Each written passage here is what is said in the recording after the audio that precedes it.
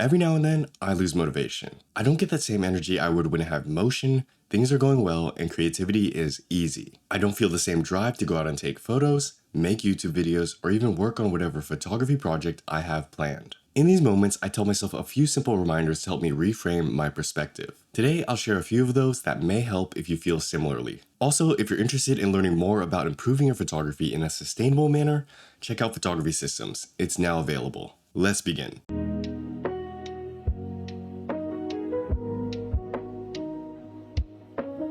Mix things up.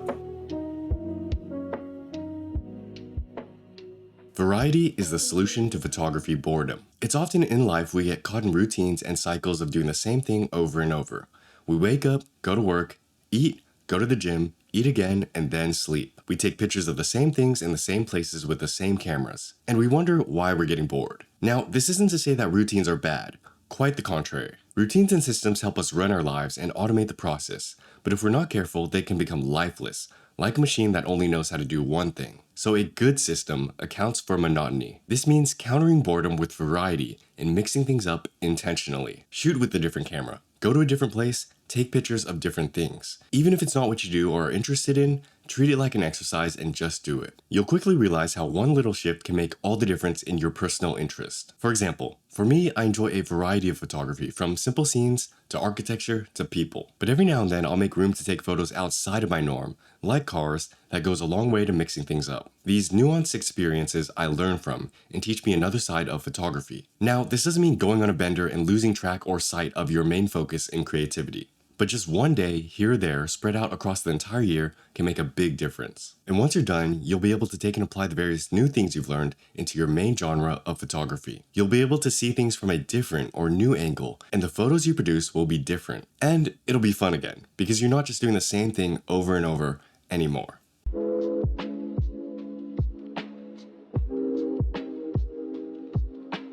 Perform without purpose.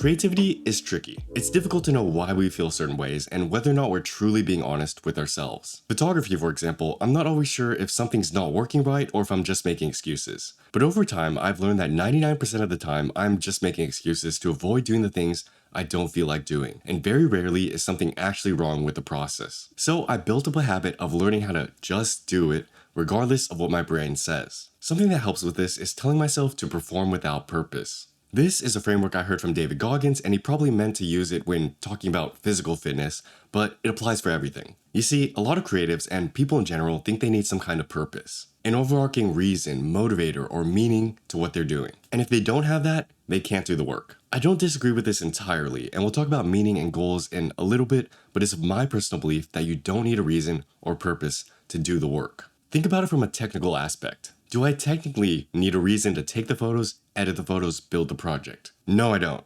And if that's the case, then thinking I do need one is just another one of our brain's excuses. That's our brain's way of saying, yeah, but what's the point of all this, so it can procrastinate and avoid doing the work it doesn't want to. Don't fall for it. Reason, purpose, and meaning can help make the work easier, and I do recommend trying to give yourself one. But at the same time, if we don't have them, we must learn to work without them. If you can understand and apply this, you'll be able to perform without purpose, which can be very useful in clutch moments.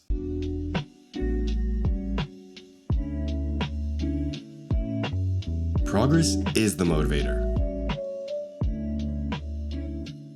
A lot of people get progress wrong. They think of progress as the byproduct of motivation, when in actuality, the reverse is true. Motivation isn't the cause of progress, it's the effect. Now, obviously, it can technically work both ways, but here's the point I'm making. Progress is the motivator.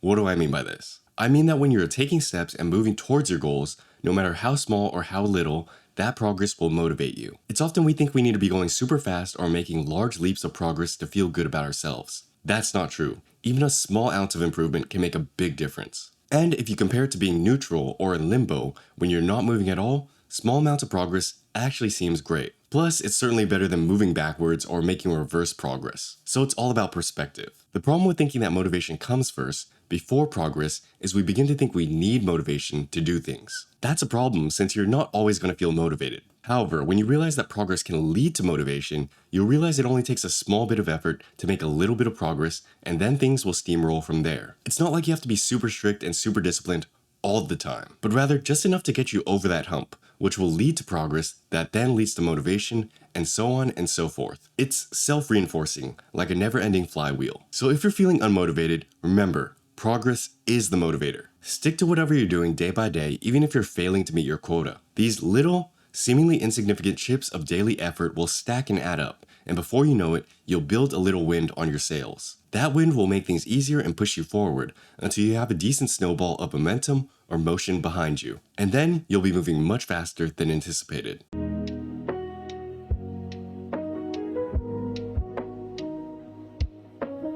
Give yourself direction.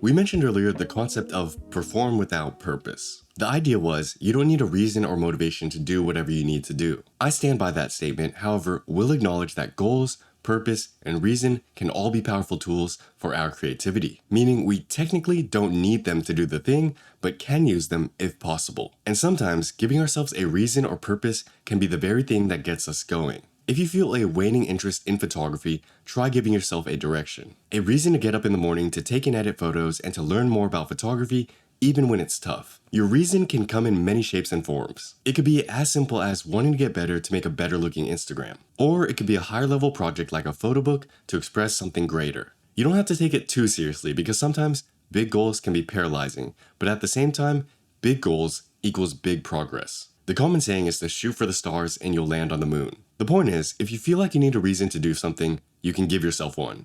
You don't have to be born with that purpose. You can craft it based on what you want. And working for something, no matter how big or small, will give you direction and make photography meaningful again. Now, if the lack of a reason starts to become an excuse, like we mentioned earlier, learn to perform without purpose. But otherwise, giving ourselves direction can work to our benefit. I myself bounce between goals based on the season I'm in. Sometimes I just want to focus on YouTube, other times I'm creating a photo book. Currently, I just finished working on a new course to teach the process of improving your photography. That's photography systems. And now I'm getting ready to enter a new era of working on a new photo book or zine. I also think it's a good time to dive back into photography and polish my skills. Doing this allows me to bounce back and forth between chapters of my photography journey, share the valuable things I've learned with you, and not worry so much about the pointlessness of it. I've created these goals for myself. Many of them are arbitrary, but they're self-determined and keep me focused on the job I have to get done, not my personal feelings around it.